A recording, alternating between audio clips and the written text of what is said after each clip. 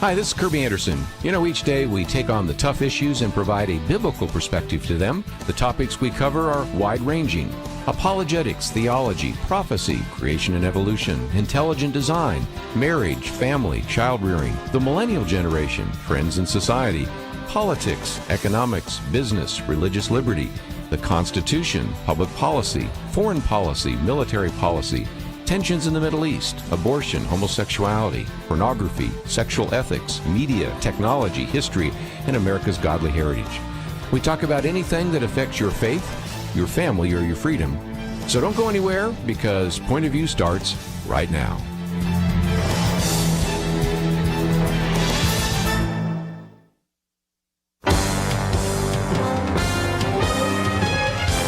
Across America, live. This is Point of View.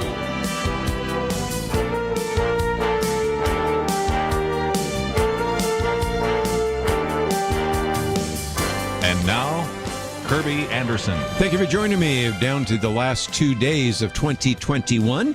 So as you might imagine, today and tomorrow we'll spend a little bit of time kind of looking back over this year of 2021, also looking ahead to 2022. And those are a few things that we'll be talking about. We are going to have a number of guests that will join us. Jerry Newcombe will be with us in about a half an hour. We're going to talk about a couple of his columns, one on the issue of crime and no punishment, which I thought was very apropos in light of the fact that there are all sorts of various articles coming out right now pointing out that we may be dealing with the most significant violent crime spike in many, many years, certainly in decades, and also an interesting survey that just came out recently, a Rasmussen poll finding that a majority of voters in America disapprove of the current administration's handling of crime and immigration. So we'll get into that. We'll be talking also next hour with our good friend Robert Knight. His piece, The Dark Side of the Left's Tyrannical Democracy, kind of a play off of what you sometimes see if you go to the Washington Post, where they have democracy dies in darkness, pointing out that a lot of that darkness actually comes from people on the other side of the aisle. And so we'll get into that conversation as well. We have lots of articles we've posted on the website as we move our way through those. By the way, when I talk with Robert Knight next hour, it won't be this hour, but next hour, we will certainly be talking about a number of those issues. But he's also kind of an expert on some of these protests that have taken place in the schools. And there's kind of a growing series of complaints about one very graphic issue that is surfacing. I almost hate to say the name of it, but I guess I will have to next hour.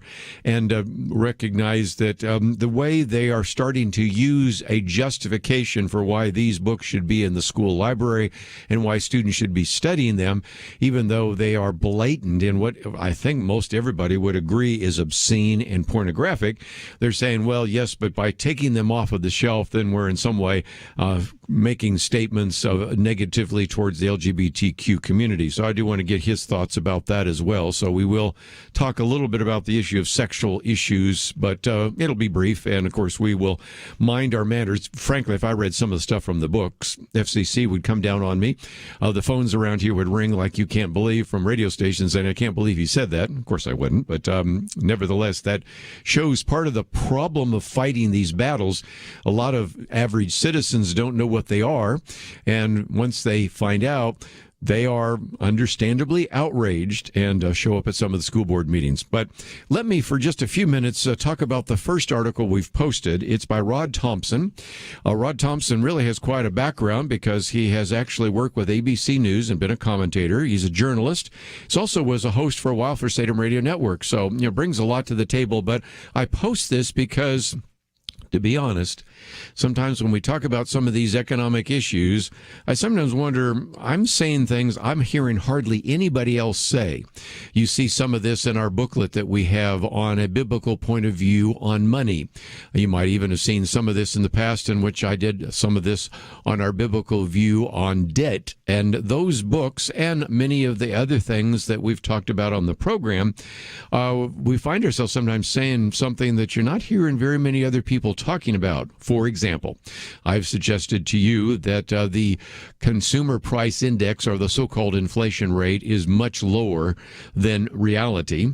This article goes into it and quotes some very reputable sources showing that that is indeed the case. So that was nice to finally see some people saying the same things we've been saying here on Point of View. We've talked about how would we deal with this issue of inflation. Well, you could raise the interest rates, but there's some very good reasons why that will not take place, and we'll talk about that, and that is also well documented in this article. So if you're willing to go to a printer and print it out, it'll take you about 6 pages, but I think it actually does a very good job of verifying many of the things I've been talking to you about. And more importantly, we're looking ahead to the future because, as he points out, the title is The Coming Financial Vice No One Will Talk About. In other words, you're in a vice being squeezed from one end to the other. That'll become more obvious in just a minute. But he starts by saying, look, every day Americans are experiencing rapid inflation, and if the guts tell them it is much higher than the official 7.1% consumer price index, their guts are right. Matter of fact, just the other day it was 6.8. Now it's already 7.1. I predict it's going to be near 9 by the time we get to January, and they have some numbers from December, but we'll leave it where that is. And so then he points out that when we had something like this in the past, after all, we have not had inflation at even the official rate since 1982. And when you look at the actual rate, it is something under what you might have had under President Jimmy Carter. So incoming President Ronald Reagan, in particular also the Federal Reserve Chairman at that time, Paul Volcker, was able to increase interest rates, reduce the money supply, and it caused kind of a short recession, but then the country was in much better shape, and they were able to finally get rid of inflation. When he was president, that would be President Gerald Ford, had a WIP, whip inflation, I guess it was whip inflation now, and win buttons, and Jimmy Carter tried to do the same. It really wasn't until Paul Volcker coming in there taking those steps to actually do that. And that would cause you to, for just a minute, say, well, then why don't we do it again? Well, we'll get to that in due course. But this also gives a documentation for something that I've said before, that some people have said, where are you getting those numbers? But he again points out that if you look at the money supply over the last 2 years, and even today I saw another graphic and another metric that showed that over the last 2 years we've increased the money supply now, are you ready?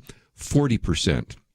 Increase the number of dollars in the economy by 40% in the last 2 years. And so you can begin to understand why we have inflation. He talks about the fact that, first of all, when you had the lockdown because of the pandemic, then production fell off a cliff, as he says.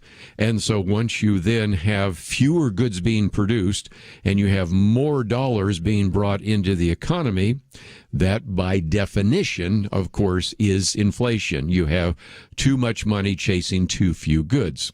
So we shouldn't be surprised by inflation, even though it's amazing how many government officials said that they were. And then, of course, he also acknowledges that some of this is due to what he calls supply side carnage, and we understand this as well, but then begins to help us understand that once you get back to this issue of inflation, we first of all have to recognize that it is much higher than that 7% or the 6.8% or whatever number you want to use, because you have to start recognizing that we use a different basket of goods.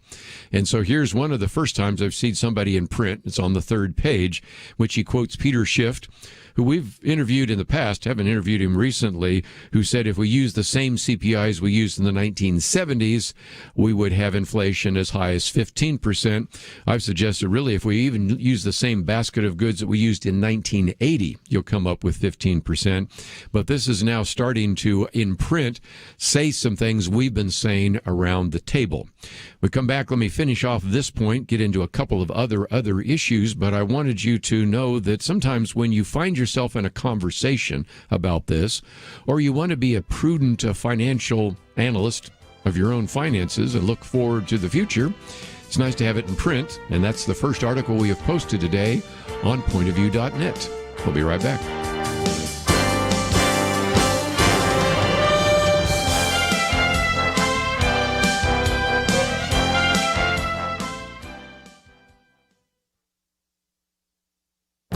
This is Viewpoints with Kerby Anderson.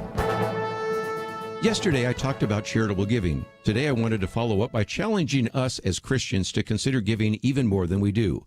Perhaps the best book on that subject was written by David Green. It has the arresting title, Giving It All Away. He is the founder of Hobby Lobby and tells the story of his success and calls for Christians to give generously to churches and other ministries. He and the rest of his family have been on my radio program. We often talk about Hobby Lobby, the Museum of the Bible, and even their court case that went all the way to the Supreme Court. Most people know that Hobby Lobby is closed on Sunday. They may not also realize that their stores close earlier than other stores. That means they're only open 66 hours a week and compete with stores open many more hours. David Green did so that his employees can spend more time with their families. Hobby Lobby also pays its full-time employees well. Back in 2009, they raised the base pay to $10 an hour. The next year, they tacked on another $1. The next year, they did it again, and then again. That is another reason why the Green family values their employees. I asked David Green if he ever imagined that he would have to sue the federal government. The thought never crossed his mind, but he did so when the HHS mandate would have required them to provide abortifacients for their employees. Much of the book focuses on giving and challenges Christians to engage in the adventure of tithing. He has 3 principles they use and encourage others to implement them as well. First, set your criteria. What are you going to fund? Second, set your giving amount. Give the first fruits, not what is left over. And finally, set fire for the future. He also has thought quite a bit about how to make generosity generational. His book is certain to spark your interest and encourage you in giving. I'm Kerby Anderson, and that's my point of view. For a free copy of Kerby's booklet, A Biblical View on Critical Race Theory, go to viewpoints.info/CRT.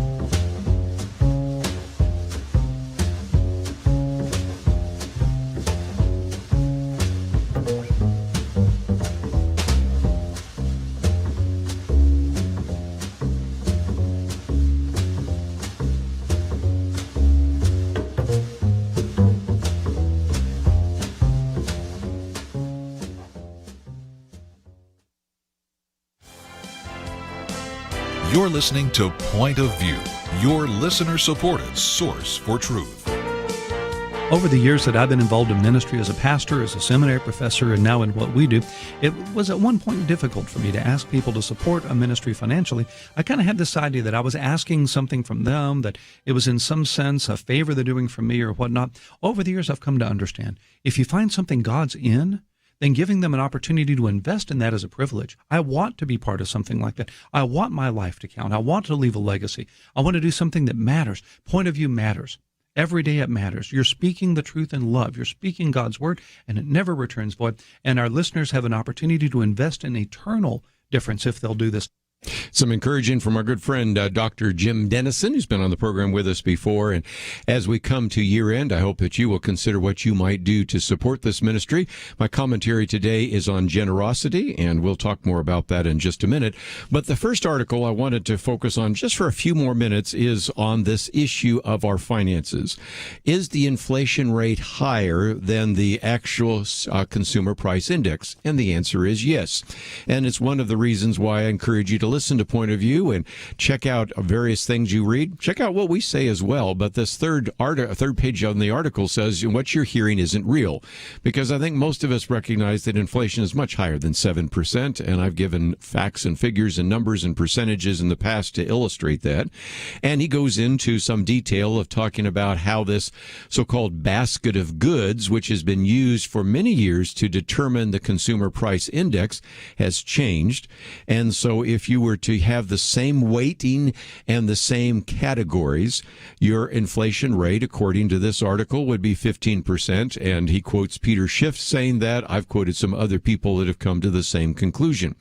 So now you might say, okay, if we have even more inflation on the horizon for 2022, and even in January, by the time it gets to February, it could be fairly significant. Can't we do what was done back in the 1980s? And the answer is, theoretically, we could do it, but realistically, we cannot. That brings us back to Paul Volcker. What he did there was tighten the money policy and also increase interest rates. Now, what does that do? Well, I don't want to get into too much of the details there, but it points out that these were very significant increases, increased interest rates to a eye-popping 20%. Yeah, we're not going to do that. The current chairman of the central bank, if you will, of the Federal Reserve is talking about maybe a level of 0.25% to 0.5%, nothing significant at all. And the reason that that cannot really take place is that even though this would help deal with inflation, it would have all sorts of disastrous consequences. Let's just take the issue of interest rate. Raising the interest rate would cause consumers to spend less. Perhaps they would save more. That would be a positive. But if they spent less, that would drop the amount of consumption. And consumer consumption, the consumption in a sense from the average American citizen, is something that ultimately helps the economy. It would cause the sales in various companies to decline. It would cut things like capital investments, job creation. Banks and smaller companies, he points out, would be very hard hit because likely there would be a recession as there was in the 1980s. And this one could be very sharp, it could be very long, and it could be quite disastrous. But the biggest issue has to do with the federal government. And here's some numbers. If you want to write them down, you can figure out why this is such a disaster, even talking about it, because the federal government right now will spend about $400 billion. It's actually $413 billion if you want to get the exact number, on just the debt interest. That's just the interest on the debt. That doesn't go to build any programs or do any services or even pay salaries for government workers or anything. That's just to pay interest on the debt. Now, that debt service just a few years ago was $197 billion, so it's gone up dramatically. Now, again, if you want to blame Donald Trump, you want to blame Joe Biden, you want to blame all the presidents, all the members of Congress, knock yourself out. But here's the issue. If you indeed have an interest rate at about 1% and you're already spending $413 billion, now let's do the math. Let's say that you just increase the interest rates 1%. Well, that's another $413 billion. And if the government was really serious of trying to raise the interest rate to at least the official inflation rate, you can see that that's not even possible. But let's just say maybe we could try to cut it maybe in half. How about 5%? That would be close to $2 trillion we would have to be paying every year just in the interest on the federal debt. And that's, again, half of the federal budget. To do that, then we would have to start talking seriously about cutting Social Security, cutting Medicare, cutting defense spending, cutting infrastructure, and all sorts of other things to actually achieve the ability to come up with $2 trillion in interest payments. Do you think any of the elected officials right now are ready to do that? And you know the answer. And so this is just a very good article to help you understand that we are living in a time of inflation. There is not much that the Federal Reserve or the federal government or banks or anything else can do about it. And so we are probably going to be living with this for a long period of time. Now, some of you might say, well, can't you bring some good news? Well, we did bring some good news yesterday. We'll have some more good news along the way. But I think the biggest important aspect of this is to say, are we going to continue down this road, or are we going to at least put some responsible people in Congress to maybe deal with some of these issues, even recognizing that dealing with that might cause them to lose a re-election because people will be so outraged? But we are in this situation because nobody has been willing to address the issue up until now. I'm willing to tell you the story, and that's an important story as well. One of the things I also want to point you to is on our website today. My particular commentary is on generosity. Arthur Brooks is an individual that actually wrote a book a number of years ago called Who Really Cares? He was at the time the professor at Syracuse University, later was at the American Enterprise Institute, and points out that we as Americans are really generous. If you look at Americans as givers, the amount we give to nonprofit charities and houses of worship, that'd be churches, mosques, synagogues, and whatever, is equal to the dollar figure, actually greater, I should say, than the dollar figure for the entire GDP of Israel and Denmark. And that was years ago. It may have even gone up since then. And so we recognize that we are very generous. It also points out that people that give tend to be much happier. They've wondered, does giving cause happiness, or do happy people give more? Well, giving brings happiness, because they found, as you've looked at some of these studies, that the more you give, the more if you will, satisfied and happy that you are. So as we come to year end, I'm hoping that you will recognize that giving is helpful to the ministry that you are going to be giving to. But as just a minute ago, Jim Dennison reminded us, it's not like, oh my gosh, I shouldn't ask anybody for financial support because after all, I'm just requiring them to do something they don't want to do. We get to participate in supporting ministries that are making a difference. And over these last 2 weeks, if you've been paying attention, we've highlighted some other ministries that we think very highly of that we hope you'll support as well. We, as also, have encouraged you to consider what you might do to support your local church, maybe even support the local radio station that carries this program. But in the midst of all of that, we also hope that you would help us light some lamps. We have, as you go to the website, pointofview.net, a candle, and that candle is there to show how one candle lights another candle, lights another candle. As I've said, even in some of the emails I've sent out, we recognize that we will never be able to have an impact in your community directly, but indirectly we can provide you with resources so that you can make a difference in your sphere of influence. So help us equip you, but also help us reach out to others who maybe are just tuning into this program for the first time. We've picked up some new stations. We know people sometimes just find this radio program and say, I'll sit and listen for a while, and your support will help us to do that in the future. People in the past have supported this ministry so we could minister to you today. So I, again, encourage you to go to the website, which is pointofview.net. There's a blue button there that says donate, and we do have the match still on the table. That means it's a dollar for dollar match. If you would want to join with us today, say, and give $50, it becomes $100. I've seen some of you give $100, it becomes $200. I've seen some even giving $500 to give $1,000. I've seen some even giving at higher levels, but whatever you want to do, I'll leave that to you. But again, it's a dollar for dollar match, and you can go to the website, pointofview.net. Second to last day of 2021. You also, of course, can call our pledge line number. Let me give that number, 800-347-5151. We'll be right back. Have you ever wondered what exactly happens when you give to Point of View? When you give, more Americans hear trustworthy news, not fake news from partisan media sources. And the impact doesn't stop there. When you give, you fund the free resources that we make available to all listeners, resources helping people apply God's Word in practical ways. And finally, your giving inspires and equips millions of Americans to take action on issues that matter. So, what happens when you give to Point of View? In short, you impact the nation. And here's what happens if you give before December 31st. Your impact doubles thanks to a matching challenge of $117,000.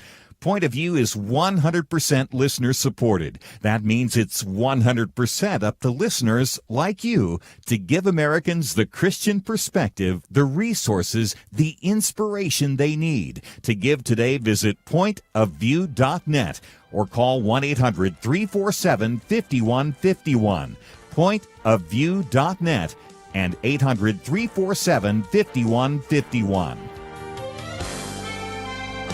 Point of View will continue after this.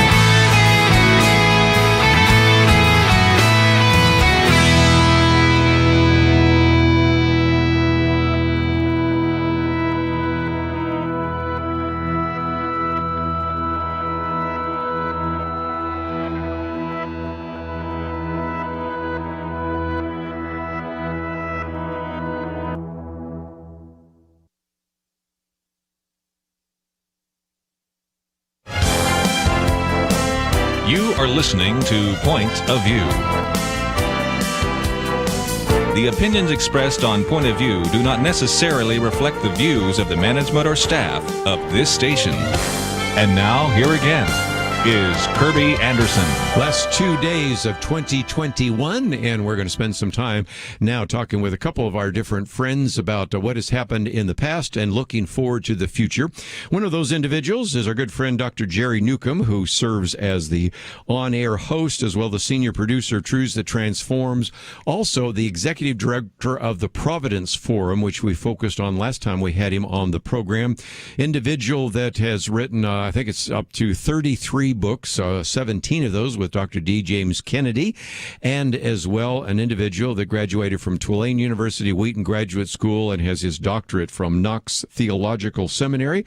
Also the host of Vocal Point and a number of other events that he's involved with. And Jerry, Happy New Year. One day ahead. Thank you. You make me dizzy saying all this stuff. Well, you're a pretty smart guy. You get no sleep. No, I'm just kidding. Well, first of all, let me just say we have a link to your website, jerrynewcombe.com, so if people would like to find some more. But one of the articles I picked up was one that you just did very recent, and that was Crime and No Punishment. And it also relates very much to some of the interview that you had done with Rabbi Lapham, because that, I think, is an interesting kind of situation. Rabbi Daniel Lapham on Vocal Point was an issue that really is one that we've occasionally tried to talk about here on Point of View and has been ignored, I think, by the press generally. So what about this? Because you have pointed out with all sorts of facts and figures that we have a crime rate that has spiked and something we have not seen in decades. And so what have you found out as doing your research for this article, as well as some of the interviews you've done on it as well? Sure. Well, as you know, Kerby, since the pandemic, crime has gone up a lot. And a lot of it has to do, beyond the pandemic, it has to do with the fact that in a lot of these cities and different places in states, in some cases, they basically bought into the lie of defund the police as if that would somehow make the crime go down. And, of course, it's not at all. In fact, murders are up. ABC News reports that at least 12 major U.S. cities actually broke their annual homicide records in this year, 2021. By the way, that was reported about 2 or 3 weeks ago before the year was even finished. And in fact, one police captain, that happened to be from the city of Rochester, New York, he said it's worse than a war zone around here lately. But part of the whole problem is basically almost a catch-and-release type system as far as the way the criminals are treated, or alleged criminals. You know, in the case of, somebody's accused of something, they were captured, but they weren't even tried. But what's happening is too many of these liberal district attorneys and, attorney generals and so forth are basically letting people go. In California, as you know, they even had a law where it allowed people to steal up to not more than $1,000, but if it was under $1,000, that it was not a felony, it was a misdemeanor or whatever. And then all of a sudden, next thing you know it, a lot of major stores like Walgreens and CVS were having so many things stolen from them that some of them have they've basically packed up and they're leaving some of California's big cities, especially, for example, San Francisco. And it's just a terrible, terrible thing. And in fact, California Governor Gavin Newsom was confronted about this, and he said something like, basically the same things are happening in Texas, only, the news media, Fox News won't tell you about that. And, I'm sorry, Mr. Newsom or Governor Newsom, but that's not true. The same things are not happening in the red states the way they are happening in the blue states. Now, by the way, I was shocked recently to read that there was a smash and grab series of robberies a few weeks ago in Palm Beach. Well, that's in not Fort Lauderdale, that's in Florida. And that's a rarity compared to, most of these crimes are taking place in the big cities that are run by all the Democrat mayors and so forth, like Chicago and San Francisco and Los Angeles, et cetera. Well, let me just for a minute mention those 12 cities, because that's also in a piece that came out today on the Daily Signal with Jarrett Stepman, and we read them once before. And what's so striking is, Jerry, these are places where we broadcast: Columbus, Ohio; Indianapolis, Indiana; Louisville, Kentucky; St. Paul, Minnesota. No surprise there. Portland, Oregon. Certainly no surprise there. Tucson, Arizona; Toledo, Ohio; Baton Rouge, Louisiana; Austin, Texas; Rochester, New York; and Albuquerque, New Mexico. Those are a dozen cities where the homicide rates have exceeded the past.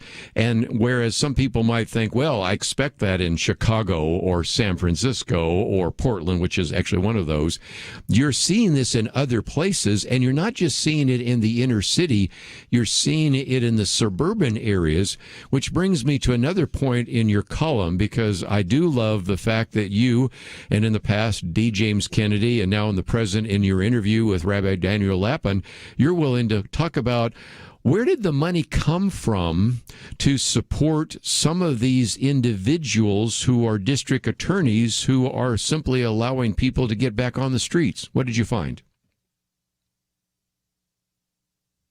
And I guess we lost him.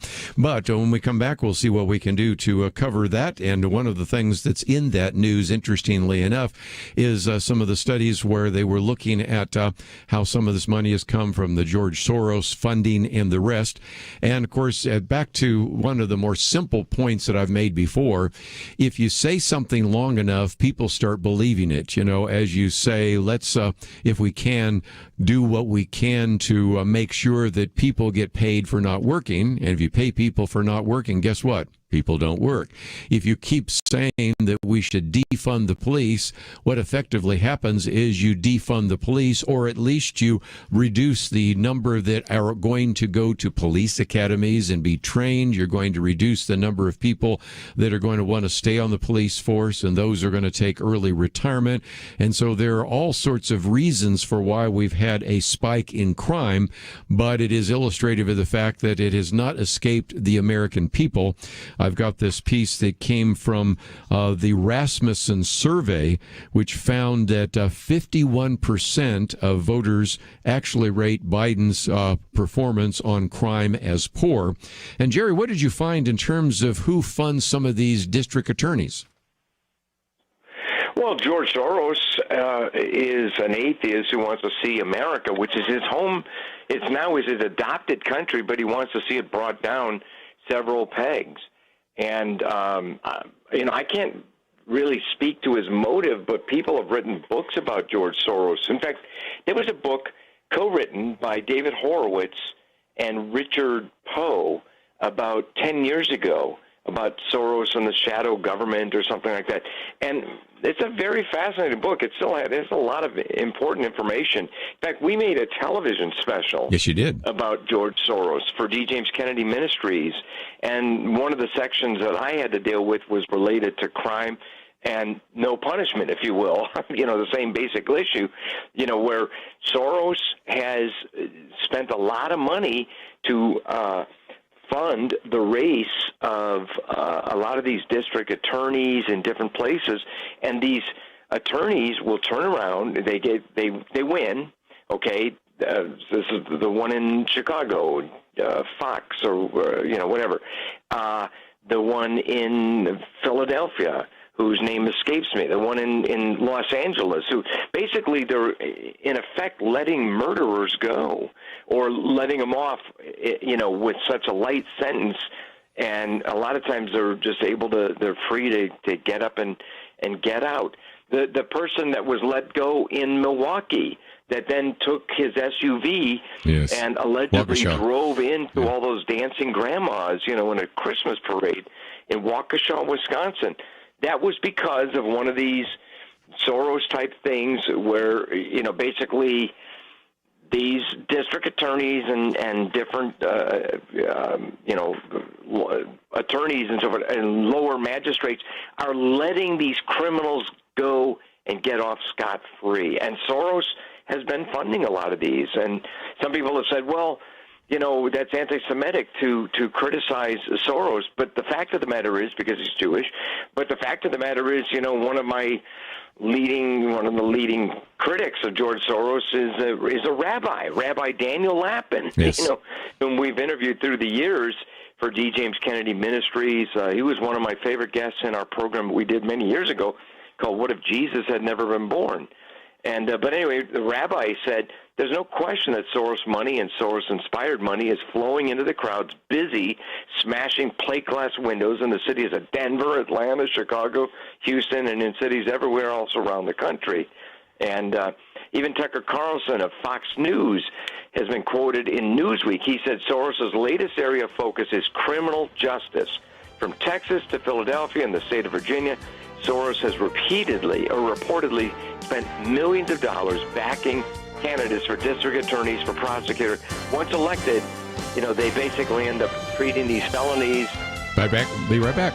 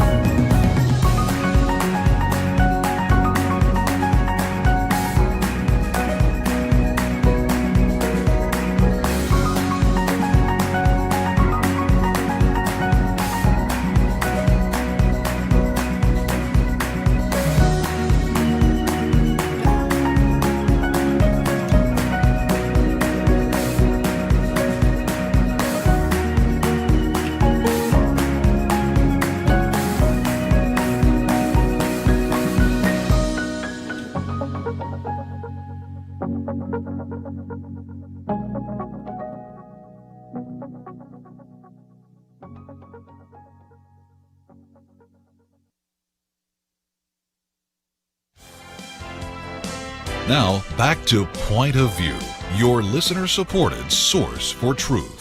Hey, greetings, everyone. This is Lieutenant Colonel retired Alan West, former member of the 112th Congress. I just want to take a few moments to tell you why it's so important that you support Kerby and what he's doing here with Point of View Ministries and all the great people they have here on this team. This is truly an intersection of the culture. It is truly a place where you can have that open discussion about the politics, your faith, and all the things that are affecting our country with the current issues. But it is always from a biblical perspective. And I think that's what makes Point of View Ministries, Point of View Radio, and what Kerby brings in his analysis and his assessment so very important. So please continue to support Point of View Ministries and Point of View Radio. Good friend, Colonel Alan West, and matter of fact, that fits very well with some of the things I want to talk about with Jerry Newcombe. First article, of course, we posted, Crime and No Punishment, but your most recent one, Jerry, entitled Trying to Banish Christ at Christmas Time. Now, it really relates to two issues we've talked about briefly on the program, but it's something that you, certainly at Truths That Transform, and we here and First Liberty talks about. You've had the wreaths across America, and that's one where there has been an attempt to prevent people from putting wreaths on those gravestones. But also there is the military-style dog tags that had Bible verses on them, which because of, in most cases, Mickey Weinstein, have prevented this. And so it relates very much to this whole issue of religious liberty, our First Amendment rights, and the military. And that's your most recent column, and it's, again, something we need to bring to people's attention as we move into 2022, isn't it? Absolutely. And by the way, let me be quick to add. Do you realize, since we were just talking a few minutes ago about elected offices, do you realize that at one point Alan West was my U.S. congressman? I never had a better congressman. So I'm glad to hear him, endorsing your program. I think that's great.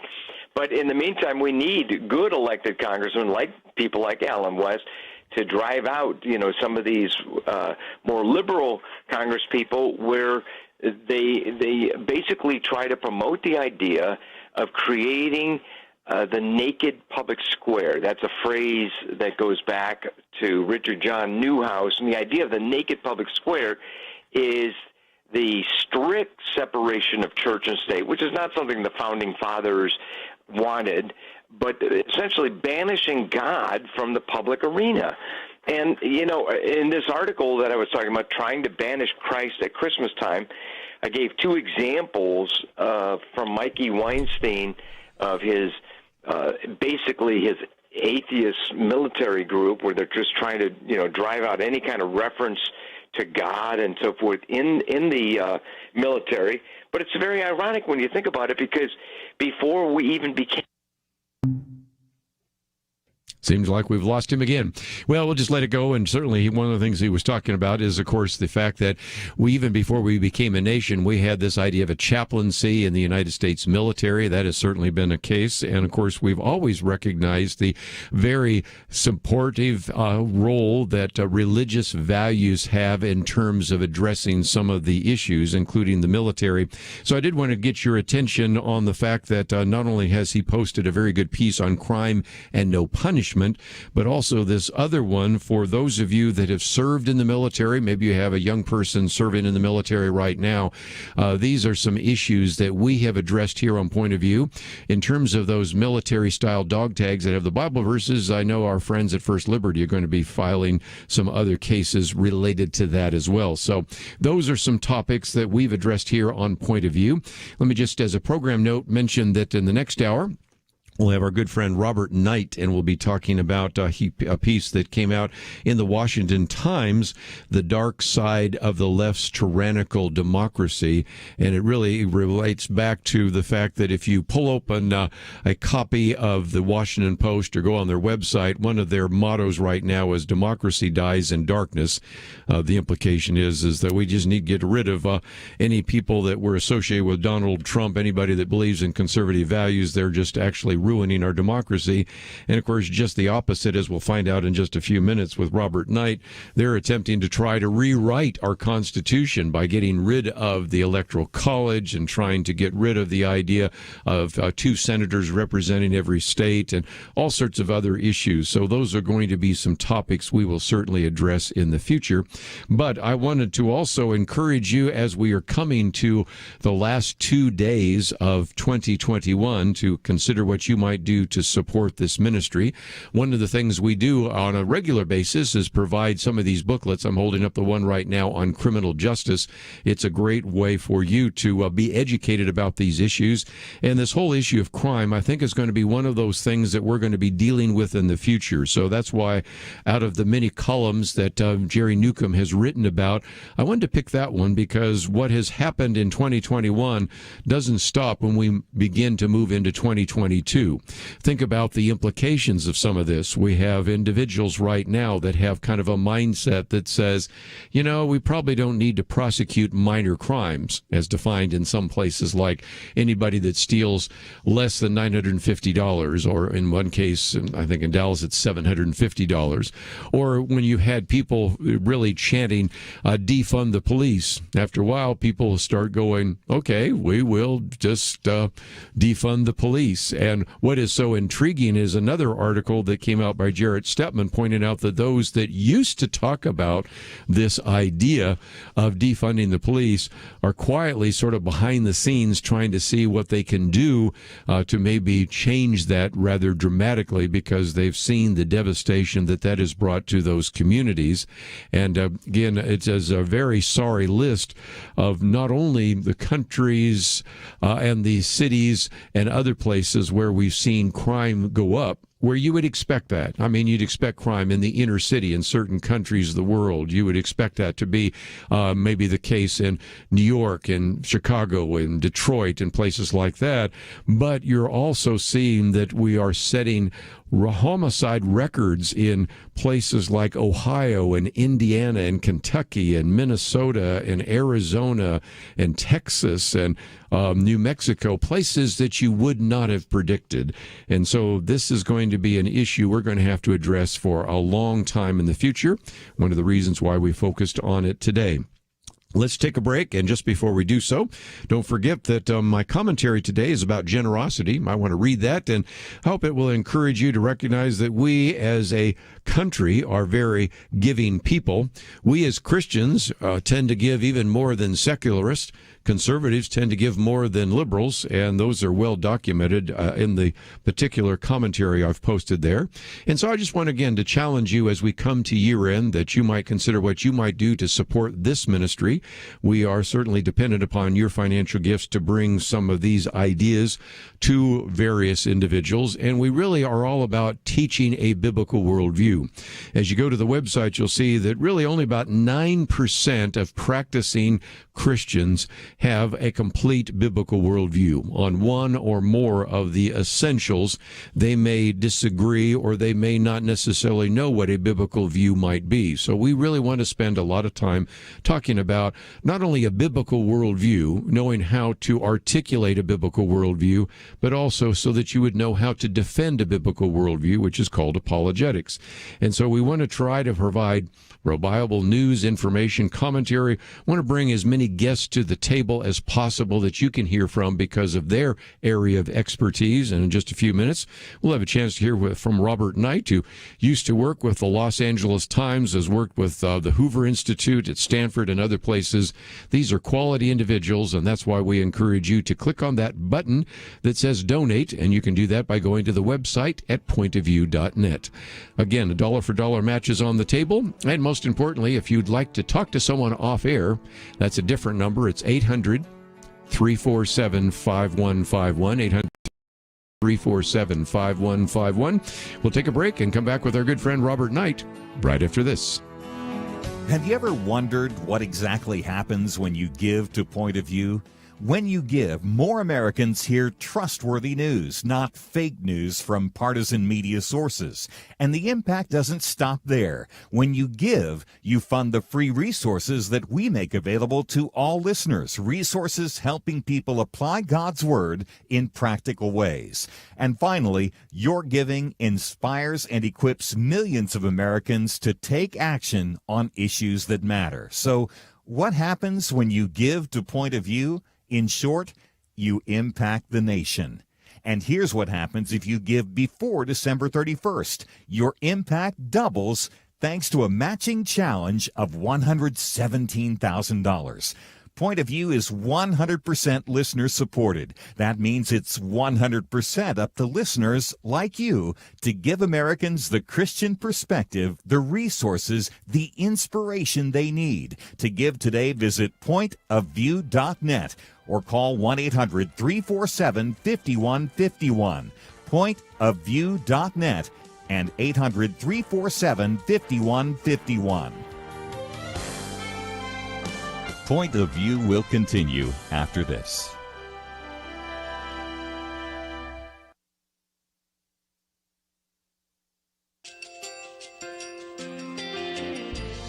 I just want to thank you so much for all the wonderful programming you have. You're just absolutely fantastic. I recently started listening to Point of View, and I really found it interesting because of the different subjects you cover. Thank you for that. I really appreciate everything that you do in keeping us informed. Thank you, Kerby, for everything that you have been doing. I appreciate all the work that you're doing, advocating for the Word of God. Thank you so much. Point of View, I think, is absolutely necessary because it's a Christian perspective, a biblical worldview perspective, and receive very current, up-to-date information about what is really going on, week to week in our culture, which is changing so rapidly, and yet it's morally sliding backwards. Yeah, I'm just, first of all, I thank you guys. Y'all's program is wonderful, and enjoy it every day. I learn so much every time I listen to it. Point of View Radio Talk Show.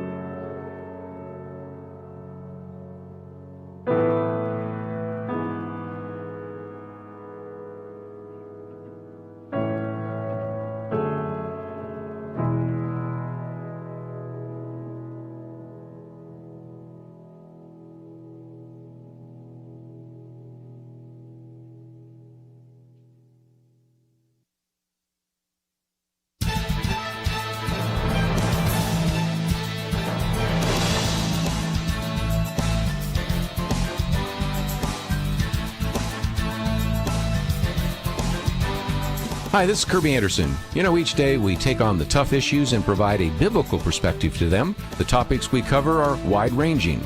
Apologetics, theology, prophecy, creation and evolution, intelligent design, marriage, family, child-rearing, the millennial generation, trends in society, politics, economics, business, religious liberty, the Constitution, public policy, foreign policy, military policy, tensions in the Middle East, abortion, homosexuality, pornography, sexual ethics, media, technology, history, and America's godly heritage. We talk about anything that affects your faith, your family, or your freedom. So don't go anywhere, because Point of View continues right now.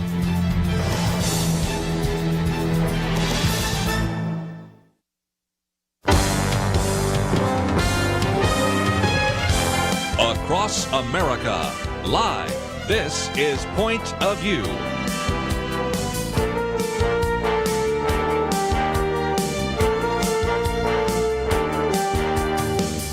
And now, Kerby Anderson. Second hour today here on Point of View. You know, if you go to the Washington Post website or pull open a copy of the Washington Post, you see their motto, "Democracy dies in darkness," which is a little bit ironic in light of some of the things that not only the Washington Post, but Amazon and others have done.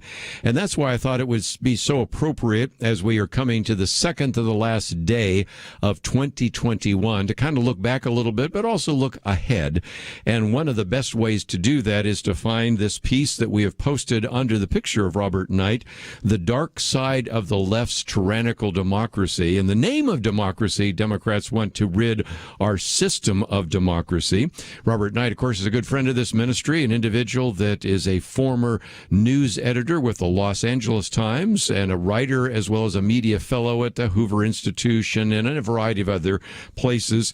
You can find his column, this one from the Washington Times, but also in Town Hall and One News Now and a number of other places. And so, Robert Knight, thank you so very much for joining us today here on Point of View. Always good to be on with you, Kerby. You're one of the parts of Radio Free America that I really appreciate.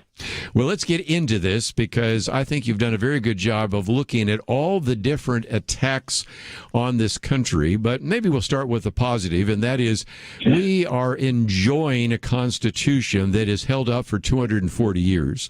And even though there are a lot of people that have never read the Constitution or don't want to abide by it, it is amazing, and it is a testimony to the founders that they understood the nature of human nature, and they understood that factions could really rip apart a democracy. So they put together a republic with checks and balances, and we've got the longest living Constitution, and I still think it's working very well, despite what some of the leaders in the Democratic Party might say. Yeah, it's surprisingly strong in being a stumbling block to their intention to create a one-party state. I don't say that lightly, Kerby. I think everything they're doing right now is designed to wipe away all those checks and balances. They proposed, and when I say they, I mean the left and the Democrat Party in particular, have proposed doing away with the Electoral College, packing the Supreme Court.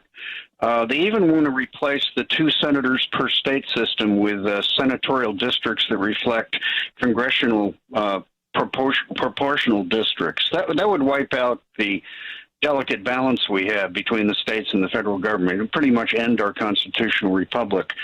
They want to, in a number of ways, expand federal power so much, and especially in terms of election law. In fact, the big piece of legislation they're pushing right now would federalize elections. It would wipe out state safeguards like voter ID laws. It would mandate mail-in voting by the millions. And a lot of people believe that mail-in voting marred the 2020 election. I'm one of them. It's so hard to keep track of. Years ago, Jimmy Carter teamed up with Jim Baker, a Republican, and Jimmy Carter was the former president, to do an election integrity panel, and they had a number of suggestions to how to safeguard our elections, and they said that the easiest way to commit vote fraud is with mail-in voting, so that ought to be discouraged. And yet here we are with the Democrats insisting that states be forced to accommodate mail-in voting and even increase it. Let's talk about the election for just a minute, because that's a good point. I've got a commentary coming out in a couple of weeks, but I did look at the fact that, for example, this idea of having a photo ID, we hear so often, Robert, that, we want to make the United States like Europe. Okay, let's just go down that road for just a minute. Of the 47 countries in Europe today, 46 of them require a government-issued photo ID. The one outlier is the United Kingdom, which actually in many parts of the UK does require voter ID, and the Parliament is now considering even a nationwide requirement. So one of the arguments being made by two individuals, and that would be Jimmy Carter, a Democrat, James Baker, a Republican, was, okay, something that is done in Europe, but somehow is called voter suppression here. What about this idea of mail-in balloting and absentee balloting? Well, of the 47 European countries, 35 of them don't even allow it for people living in country. Another 10 will allow it if you show up in person and present a photo ID. So the Europe is further along in this than we are, and every time a state like Georgia or Texas tries to implement some voter integrity laws, some voter ID laws, and some limitations on blanket mail-in balloting, it's always called voter suppression, but really we're no different if we wanted to implement that than what's already taking place in Europe right now. Yeah, and there's no voter suppression out there. They keep claiming that. They try to point to states like Georgia that revamped its election system, and they found out that minorities actually increased their vote over the last several elections, ever since voter ID was cemented in place there. And in fact, in any state you look at, voter ID has, if anything, increased participation. In Rhode Island, Democrats pushed across a voter ID law because one of the legislators said, our people don't trust the vote anymore. They think there's too much fraud. This will ensure them that it's a fair election. So when the Democrats come along and say, well, you Republicans are racist, you're suppressing the minority vote with voter ID, they really ought to talk to their friends in Rhode Island. That's right. And again, you've done quite a bit in this regard. We do have a link to your website so people can find that information. But just before we take a break, let's take an easy one. Poor Joe Manchin right now, because he is a Democrat from West Virginia who has said, this Build Back Better, I don't think we want to spend $5 trillion on all this waste of spending and everything. And it's really would hurt people in West Virginia, which is why now his fellow Democrats are saying we need to get rid of the 2 senators per state rule. Well, that wasn't implemented so that we can just have the popular vote dominated by New York City and Los Angeles and Chicago, or back then by Boston and Philadelphia and a couple of other places around the country. It was done because if you do just let people with the greatest amount of population decide, you would actually work against, in the past, the work of the farmers, but in this case, the people that are trying to earn a living in West Virginia. And this idea of getting rid of a 2-state per senator rule is something that just keeps popping up, kind of like a whack-a-gopher that I seem, and it seems to be something that we need to finally get rid of and point out why it was done in the first place, don't you think? Oh, absolutely. And yet, there are many states that are rushing to join the National Popular Vote Compact. And that is a system by which the electoral votes of that state would be given to the winner of the popular vote nationwide, even if the state voted for the other candidate. So it pretty much nullify that state's votes. And yet many Democrat states have adopted this. And if they achieve 270 electoral votes worth of states willing to do that, we've just abolished the Electoral College. And you have to realize things like this. Hillary Clinton outpolled Donald Trump in 2016 in California by 4 million votes. If you get rid of the Electoral College, then you're basically saying that the people of California are going to dictate who's going to be president for the rest of the country. Wow. There's a same thing in New York and in Chicago. In other words, the big urban left-wing areas would dictate for the whole country. We can't let that happen. Let's take a break. We have a lot more to cover with our good friend Robert Knight right after this.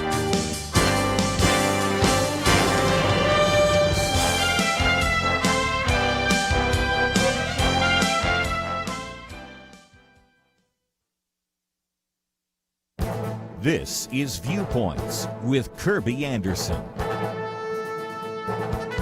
As we come to the end of this year, you've probably been thinking of any final gifts you might want to give to your church or Christian organization.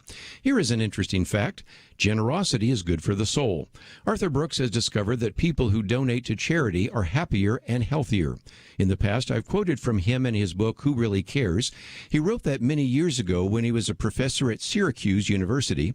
He has continued to follow giving patterns and discovered even more about people who give and how it affects them in positive ways. He reminds us that Americans are givers. If you total the amount given to various nonprofit charities and houses of worship, you end up with a dollar figure greater than the entire GDP of Israel and Denmark. As you might predict, contributions increase as wealth and income increase. Women give more than men. Married people give more than singles. Religious Americans give more than secularists. We're also finding that giving and happiness are strongly correlated. But does giving cause happiness, or do happy people just give more? Giving brings happiness. One study concluded that the amount subjects spent on themselves was inconsequential to happiness, while spending on others yielded significant happiness gains. Other studies show an improvement in health. One study found that volunteering significantly lowers the association between stressful events and death. Another study found that dedicated volunteers live longer than those who do not volunteer their time. Generosity is not only good for the soul, it turns out that it is good for your mental and physical well-being. People who give and give generously are happier and healthier. I'm Kerby Anderson, and that's my point of view.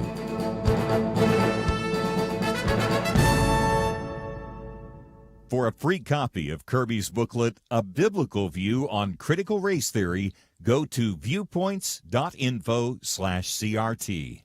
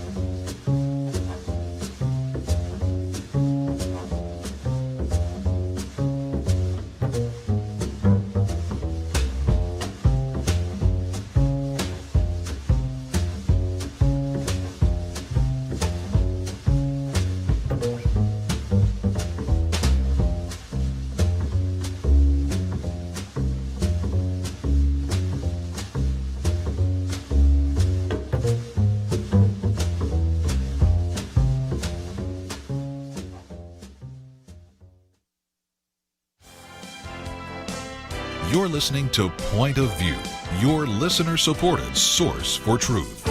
We clearly live in difficult times, especially for Christians. Sometimes it feels like the culture is just turning against us quickly. We need to speak up with compassion, but we need to speak up with truth in the way that Jesus did. That's one reason why I'm a big fan of Point of View, is they're dealing with cutting-edge, controversial subjects that the church sometimes doesn't want to deal with. But they do their homework, they do it informed, they also do it in a way that's practical so we understand the issues but know what we can do about them. I often hear as I travel around the country from people, they've listened to a show, they've been following on the website, so it's evident to me that Point of View is making a difference. So if you want to make a difference, especially today in our culture that's becoming increasingly hostile in some ways to the Christian faith, Point of View is standing up for truth and they need your help. We do need your help, and again, we'll talk in just a few minutes about how you can support this ministry. At the moment, talking with our good friend Robert Knight, a piece that we've posted here, and we also have a link to his website so you can find others, but this one, The Dark Side of the Left's Tyrannical Democracy. And Robert, we've been talking about some of the structural changes that our Democratic friends want to make, but we just, before you came on last hour, spent a little bit of time talking about this spike in crime, and this is the first time I think we've ever talked about this group called the Constitutional Sheriffs and Peace Officers Association. It's on the 4th page of your commentary. And I thought for just a minute, if you wouldn't mind speaking to that issue. We were talking about crime before, and I think when we start seeing that various news outlets criticize sheriffs and other people in law enforcement for doing their job, That must mean that they must be doing their job, and we need to support them. So what have you found out about this organization that you talk about in your commentary?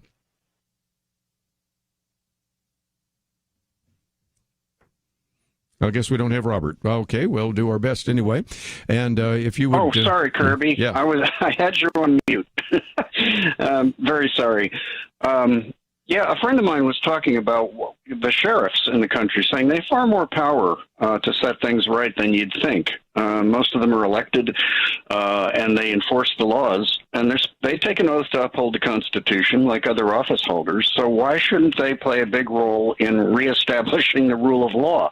And that's exactly what the Constitutional Sheriffs and Peace Officers Association is doing. They have pledged to uphold the Constitution. They say on their website, we can accomplish a turnaround in our country starting at the local level, and the Office of County Sheriff is the last hope of making this happen. They might be right.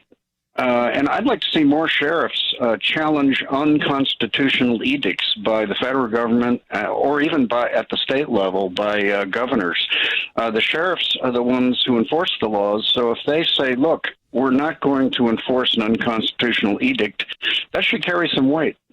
One of the concerns I have is, we've talked about this a little bit last hour, and we've brought it up in other situations. These district attorneys in some of these places around the country, even if a police officer actually arrests an individual, because the district attorney decides that, well, we're not going to prosecute any kind of theft under, say, $950, or we're going to allow people out with not even posting bail, you have a situation that is made worse simply because you have district attorneys right now that won't enforce the law. Yeah, and you've seen the results in places like San Francisco, where Chesa Bodine, who was a red diaper baby, his parents were in the weather underground. He became DA with the help of George Soros, the billionaire that hates America. And they've had mass break-ins and robberies at the high-end stores. And because the California law says you're not going to have a charge an offense if it's under $900 in theft, that got through to the criminal community really quickly. But it isn't just California. In Philadelphia, they've hit a record number of murders. Larry Krasner was put in office with the help of George Soros, and he has basically said, I'm not going to enforce the law anymore. I'm going to let lots of things go. I'm not going to charge for petty crimes. And I'm going to open the jails. Same with Chicago's Kim Fox. Chicago's in a huge crime wave with lots of violence, shootings every weekend. Kids are being killed. Not that they're being targeted, they're in the way of the crossfire of these gangs that are running wild. And you got to ask yourself, why do the people in these cities keep electing officials like this who won't hold criminals accountable? I happen to think that'll change at some point. They've got to realize that that lawlessness doesn't pay. Well, and again, that's part of the issue that I'm going to really focus on in 2022, that people in the past maybe didn't pay attention to who their county judge was. And then the pandemic and the lockdown, they said, well, now I know who they are. People probably didn't know who was on their school board, but all of a sudden that's changed dramatically. And one of the things I wanted to get your comments on, since you've been following some of the LGBTQ issues, there has been a lot of dust up over this novel called Gender Queer, a memoir by Maya Kobabe. And the argument that most people are making, that parents are making, is these particular passages are so pornographic that even trying to read a part of those at a school board meeting gets you in trouble. I can't dare say on the radio some of the things that I'm looking at here right now. And of course, we certainly couldn't show some of the pictures that are there. And so the argument that is coming back is, well, if we don't allow these books to be in the classroom and assigned to students, then that just shows that this is an attack on LGBTQ inclusion. But I think you have a different viewpoint, don't you? Well, I have the parental viewpoint, which is don't corrupt our kids. How dare you? How dare you introduce them to early sexuality and perverse sexuality at that? Why are you telling little boys they might be girls and vice versa? Why are you telling them they really ought to experiment with same-sex sex, regardless of the health conditions and what can happen when they do that kind of thing. This is not in the interest of children, and the people pushing it are not loving people who are just looking out for those who might not have the same rights as others. This is a very dark, corrupt agenda posted on kids. And the good news is parents are fighting back. In Loudoun County, Virginia, they've got several school board members being recalled. Lots of Christians are signing up to run for the school board. People have had it. They realize that they can't set aside anymore and say, gee, I hope somebody tackles this so the kids aren't corrupted anymore. Everybody's got to do it. Even the parents who have managed to homeschool or have their kids in Christian schools, they have to take a stand as taxpayers. And because it's a twin strategy. You protect your own child, first of all, and then you also reach out to the community and you say, it does no good for me to protect my kid if every kid around them is corrupted. So people have to get involved, and I see more pastors, more Christians getting involved, and they need information that they get in places like this. Kerby, you have no idea how many people you reach, I don't think. I don't think the numbers reflect it, because people talk after they hear your show. They inform neighbors. They inform people at church. And that's how people get involved. Well, that is certainly a great comment, and one that reminds us of the fact that even as we have this picture here of a candle lit, then another candle lights another one, and so we recognize the impact is very significant. Just before I let you go, let me mention that we have a link to your website. It's roberthknight.com, but you don't have to remember all of that because it's right under the picture of Robert. It also has the Dark Side of Democracy article, in case you did not have a chance to see it in the Washington Times or any other venue. And I would encourage you to find out more about what Robert is doing, to get some of his other books, his blog, and all sorts of other places where you can get some great information, because he's been a great partner with us over the years. So Robert Knight, let me say a day ahead. Happy New Year, and look forward to a great 2022 with you. Same to you, Kerby. Thank God for what you do at Point of View. Let's take a break. When we come back, a couple other issues in the news. We've got some other articles I haven't even mentioned yet, so we'll get into those briefly. And again, don't forget that we have this opportunity for you to support this ministry. We're doing this as we come to year end, and if you've been waiting for the last day, well, that's tomorrow. Second last day is right now, and in about half an hour we'll be off the air, but you can still always, of course, give us a call at 800-347-5151. My commentary today is on generosity. We've been talking with our good friend Robert Knight. Our Take Action item is a free booklet on media bias. Just try to give you some facts and figures that might help you have a little better discernment about what is taking place. And as you go to the website, you can also click on that blue button that says donate, and we have a match on the table. I think it's still in operation until it expires. That is available to you. So it's a dollar for dollar match.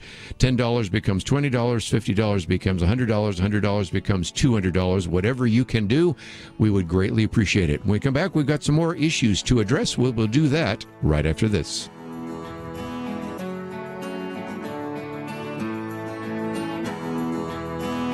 Have you ever wondered what exactly happens when you give to Point of View? When you give, more Americans hear trustworthy news, not fake news from partisan media sources. And the impact doesn't stop there. When you give, you fund the free resources that we make available to all listeners, resources helping people apply God's Word in practical ways. And finally, your giving inspires and equips millions of Americans to take action on issues that matter. So, what happens when you give to Point of View? In short, you impact the nation. And here's what happens if you give before December 31st. Your impact doubles thanks to a matching challenge of $117,000. Point of View is 100% listener supported. That means it's 100% up to listeners like you to give Americans the Christian perspective, the resources, the inspiration they need. To give today, visit pointofview.net or call 1-800-347-5151. Pointofview.net and 800-347-5151. Point of View will continue after this.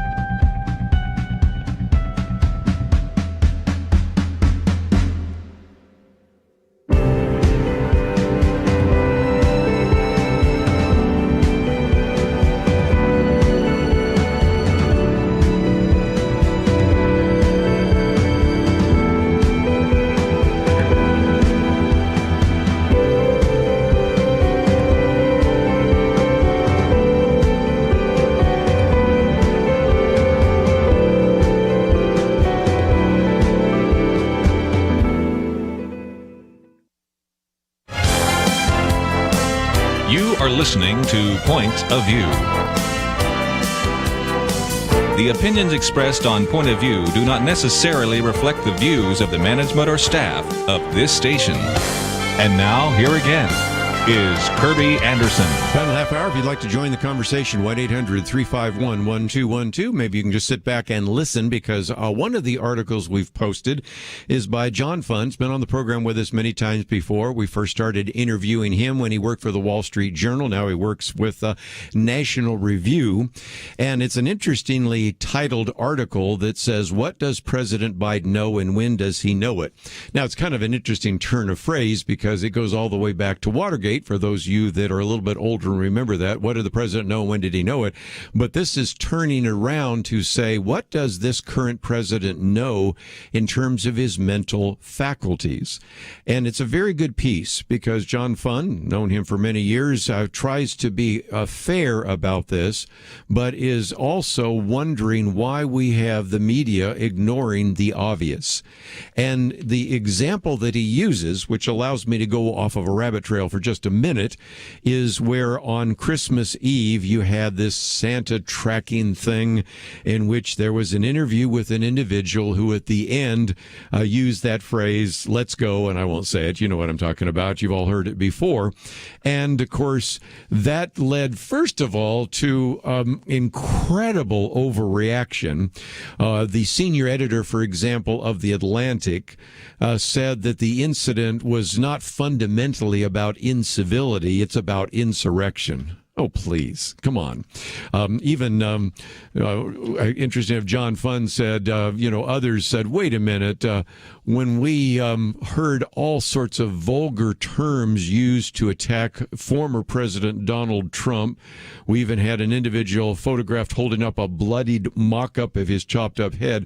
How much did people call that an insurrection? And this is, of course, part of the problem in this highly politicized culture. Everybody's a Nazi.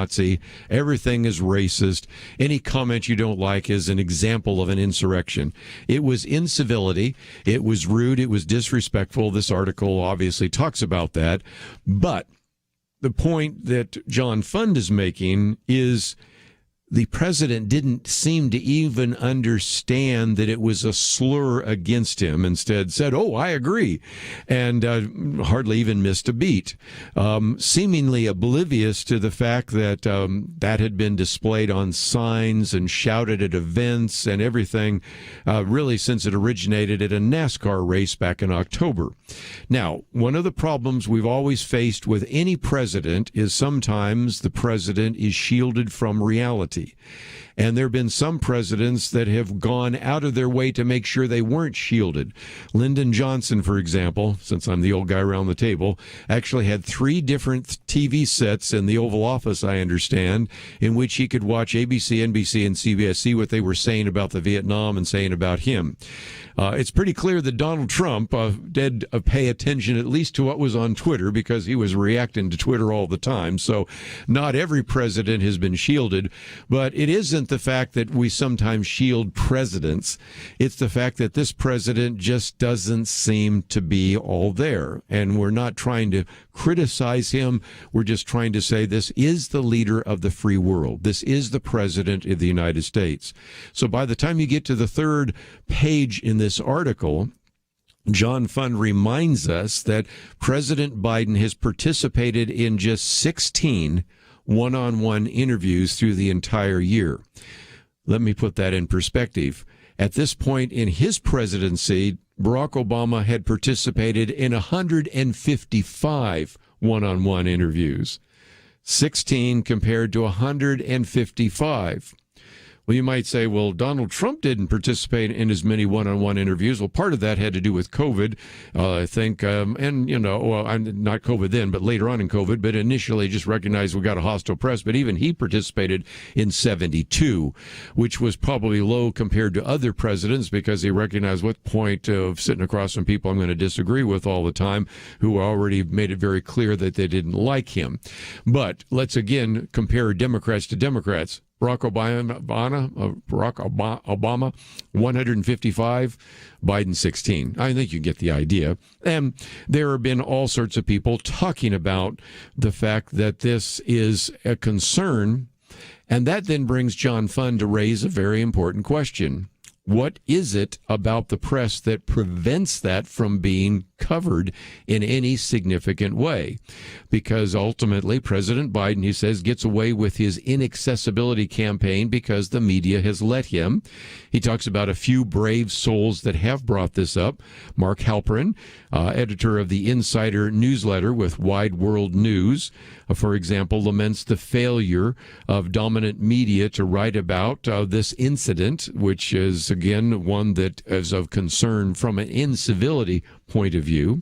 You also have Brett Stevens, who, to be fair, is oftentimes identified as a conservative columnist with the New York Times, raised the issue in mid-December and pointed out that Biden was supposed to ultimately be a transition figure, and Stevens clearly thinks that the transition may have already arrived because what you have now is what he calls the President Biden's alarming incoherence.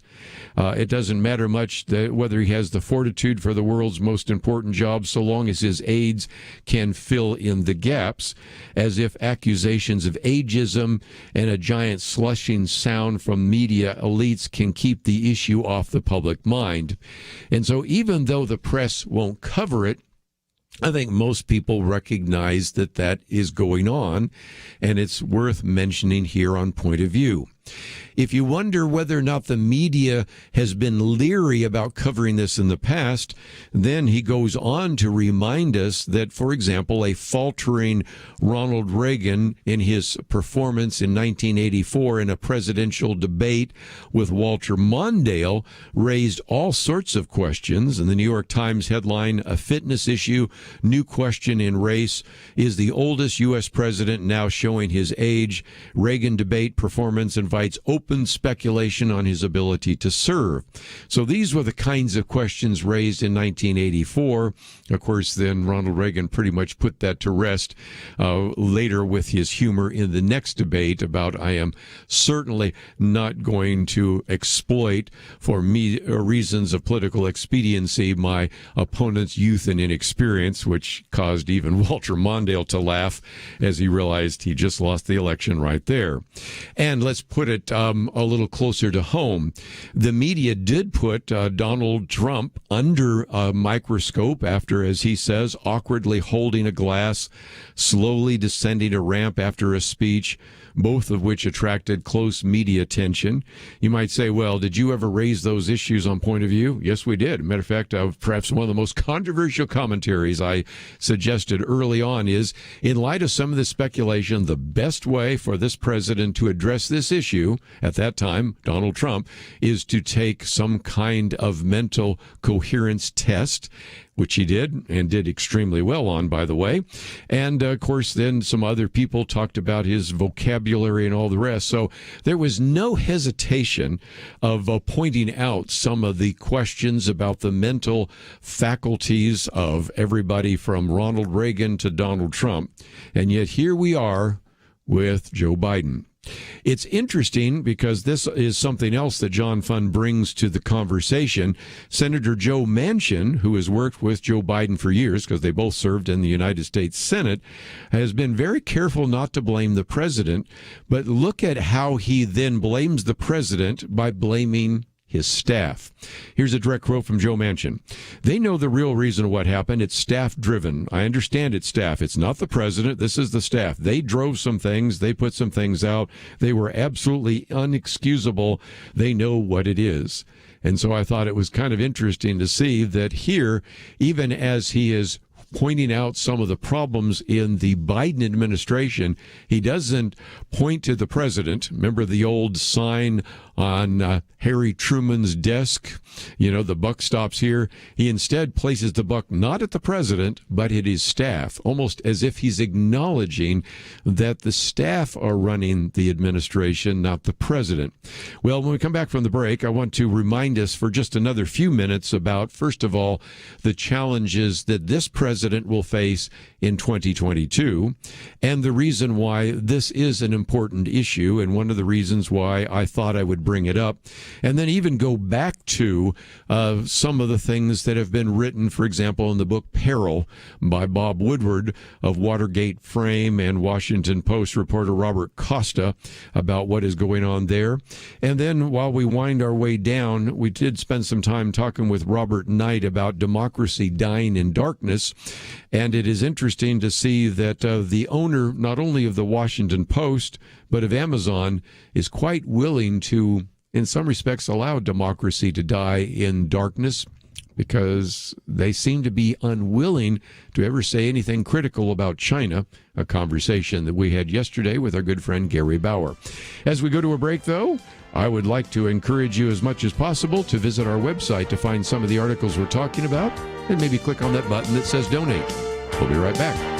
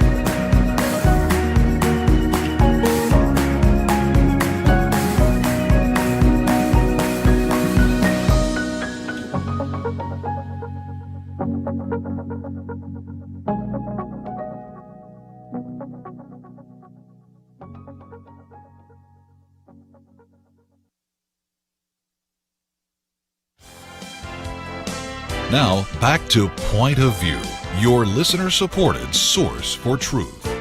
Hey, this is Noel Boucher with the Ministry of Pure Hope, and I just want to take a minute to encourage you to join the team here at Point of View Radio.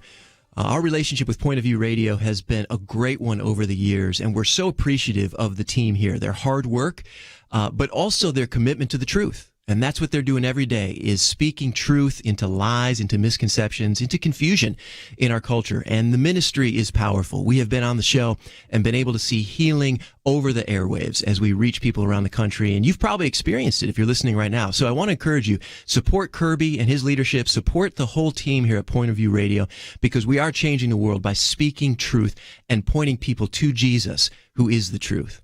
Noel Boucher, a good friend and an individual that has been on the program with us before, talking about the issue of pure hope and dealing with everything from the origin of some of the problems, that is pornography, all the way to the effects that they are addressing as well in terms of sexual trafficking and the rest. A great ministry organization, encouraging you to consider what you might do to support this ministry. Just before we run out of time, this last article from John Fund, before I get into a couple of other issues, reminds us that when we have a president that seems to be faltering, he reminds us in these last couple of paragraphs that we do, as a country, face some really significant challenges, which we've talked about this week. From the pandemic, he says, to aggression by such adversaries as China, Russia, and Iran. It may not be pleasant, but it's time for the media to wake from their slumber and start doing some real reporting. How much time is Biden spending on the job? What is his staff shielding him from? Was he aware of the meaning of "let's go" blank phrase? And if not, why? It may seem trivial, but if the president is unaware of a crude catchphrase in widespread use by his critics, what else is he missing? So again, it starts with, something that maybe was a 1 or 2 day story and probably will fade. Maybe not. I could be wrong on that. But then it talks about the fact that reporters have to have some kind of what he calls gumption. You got to love John Fund. Well-educated, I love that word, gumption. I think we should use it more often. But nevertheless, we should have some gumption to do this. And he points out that in their new book, Peril, which is written by Bob Woodward of Watergate fame, and also the Washington Post reporter Robert Costa, noted that the chief of staff for Joe Biden, Ron Klain, and the advisor Anita Dunn and others have been intentionally keeping the president away from unscripted events or interviews where he might misspeak. And Woodward and Costa in the book call it the cocooning of the president, or also they know it as the wall. It's amazing to me that the press puts up with this. There are some that are starting to be a little less patient with it, but it's amazing to me as well that the American people are putting up with it. And he said maybe it's time for reporters to start tearing down that wall or unraveling that cocoon. Back in Bob Woodward's heyday in the 1970s, the reporting on the inner workings of the presidency was of a much sharper edge. The catchphrase of the Watergate investigation was, "What did the president know, and when did he know it?" And so, again, the title of this is, "What does the president know, and when does he know it?" is a turn of phrase on that. But it's, again, I think a very honest look and a very good article that you might want to read in its entirety, maybe pass around and ask some important questions with it. Just before we take a break, one of the other comments I thought I might mention is the Washington Post, known for their "Democracy Dies in Darkness." You have to remember that it's owned by one individual, and so whether you look at the Washington Post or Amazon, you see something really interesting, because you've had some individuals that actually have gone to China, and he mentions, in this particular case, Tim Graham mentions Jay Carney. And of course, you might remember him as the former press secretary for Barack Obama and Joe Biden. Nevertheless, made it very clear to the Communist Chinese Party, are you ready for this, that Amazon would make every effort to promote China books and make it bigger and stronger. Well, you can start looking at that. For example, there's a paperback entitled "Incredible Xinjiang Stories of Passion and Heritage," or the Zhonghu News Agency. And this is, again, where you have various Uyghurs, which are the Uyghurs, which are the ethnic Muslims in concentration camps. But nevertheless, the book touts a comedy show there where an actor plays a local country bumpkin and where ethnicity is not a problem, at a time when we are actually putting some of these Muslim Uyghurs in concentration camps as well. There are other books that hail, for example, China's battle against COVID-19, which began, by the way, in Wuhan, China, if you're not a member of that, and one called "Stories of Courage and Determination, Wuhan in the Coronavirus Lockdown." And by the way, when you look at these, any negative comment just gets stripped out. And so you talk about bowing down and even prostrating yourself in front of the Chinese Communist Party. It is pretty amazing. And then Amazon also owns what's called the Internet Movie Database, which I did not understand until recently. And then there is a documentary called Amazing China, which is actually giving all sorts of praise to China as well. So whether it's the Washington Post, whether it's Amazon or whether it's the Amazon-owned Internet Movie Database, just more examples of what we talked about with our good friend Gary Bauer. And if you didn't get his commentary yesterday, we will probably get into this more tomorrow, because if you noticed, we went almost an entire day without talking about COVID-19 except in passing. And yet it is interesting now that as the week began, you had President Biden saying, we really don't have a federal solution to the whole issue of COVID-19. Remind you that just a few months ago, Joe Biden was telling Republican governors to get out of their way and let the federal government handle this. But now he simply said, no, we don't have a federal solution, and went on. Are you ready for this? If people have been counting, this is the 31st vacation of the year for the president. Went back to Delaware. And so we will get into some of the issues of the CDC, the changes that they've made in that regard. Some want us to maybe address a couple of issues of those leaked emails with Dr. Francis Collins and Anthony Fauci. So we'll get into some of that tomorrow, because it certainly is relevant. But I thought you could do with at least one pandemic-free, COVID-19-free day, and that's why we decided to postpone some of that till tomorrow, which is our weekend edition. But as we come to the end, this is the second to the last day. If you've been waiting to put us over the top, we certainly would appreciate your gift. So you can go to the website, which is pointofview.net, and you will see that we have a banner there, which again shows one candle lighting another candle, lighting another candle, and we encourage you to donate. We are dedicated to trying as best as possible to look at various issues from a biblical point of view and help you know how to articulate that biblical point of view. But also we recognize that in this culture that we find ourselves right now, where sometimes there's a real hostility towards biblical values, towards conservative values, towards family values, we also want you to know how to defend a biblical worldview, and that's the whole area of apologetics. You've heard, as a matter of fact, a very nice comment from Sean McDowell today. We also want to spend some time talking about issues in the military. You've heard from Colonel Alan West, and just a few minutes ago, you heard from our friend Max Lucado. All sorts of individuals and many others, including Noel Boucher, who have said, I want you to consider what you might do to support this ministry. Again, you can go to the website, pointofview.net. We have a dollar-for-dollar match on the table. And even though we're going off the air, you can still give us a phone call. That number is 800-347-5151, 1-800-347-5151. I want to thank Andrew for his help as an engineer, Ivy for her help as a producer. We'll see you back here tomorrow, right here on Point of View. Have you ever wondered what exactly happens when you give to Point of View? When you give, more Americans hear trustworthy news, not fake news from partisan media sources. And the impact doesn't stop there. When you give, you fund the free resources that we make available to all listeners, resources helping people apply God's Word in practical ways. And finally, your giving inspires and equips millions of Americans to take action on issues that matter. So, what happens when you give to Point of View? In short, you impact the nation.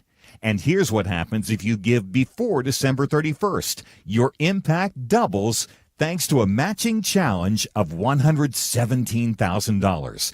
Point of View is 100% listener supported. That means it's 100% up to listeners like you to give Americans the Christian perspective, the resources, the inspiration they need. To give today, visit pointofview.net or call 1-800-347-5151. Pointofview.net and 800-347-5151. Point of View is produced by Point of View Ministries.